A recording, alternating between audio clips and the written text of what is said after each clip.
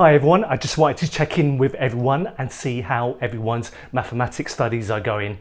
Hopefully we're getting into the rhythm of studying again and now we're settling into some sort of study routine. I know some of you have had problems with enrolment due to lack of communication from your college. I've had my own challenges in not knowing what my study days were going to be and even not knowing who my tutor was going to be.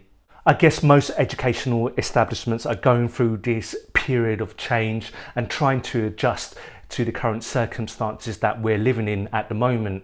That's why it's so important to keep up with your mathematics studies. Last week I talked about the changes to the WJEC syllabus. I know other exam boards in the UK are still making a decision whether they're going to slim down their syllabus for next year's summer 2021 exams. You want to keep up to date with your respective exam board because they may take something out of the specification and therefore you don't want to be needlessly studying something that you didn't need to in the first place. As the world moves on, it's also important to keep up to date with the technological advances in your college or sixth form. Now, as mature students, we may not be as savvy as the younger generation when it comes to tech.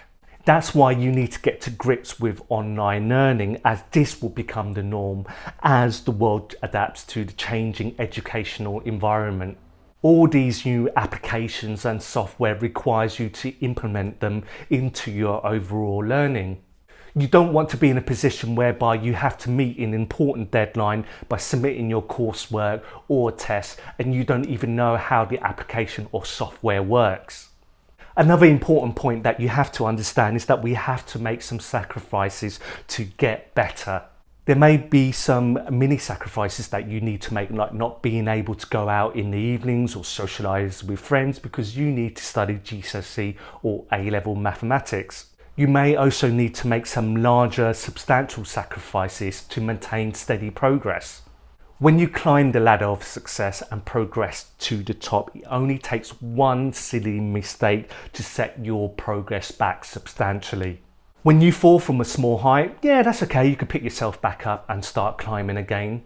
But when you fall from a great big height, then it's going to be more painful and you're going to have problems getting back up, let alone climbing that ladder again.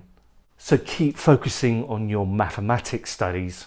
As long as you're studying something every week and you're making progress in your class, that's success. But remember, all progress comes from outside your comfort zone, so be prepared to make sacrifices. I'll see you next week.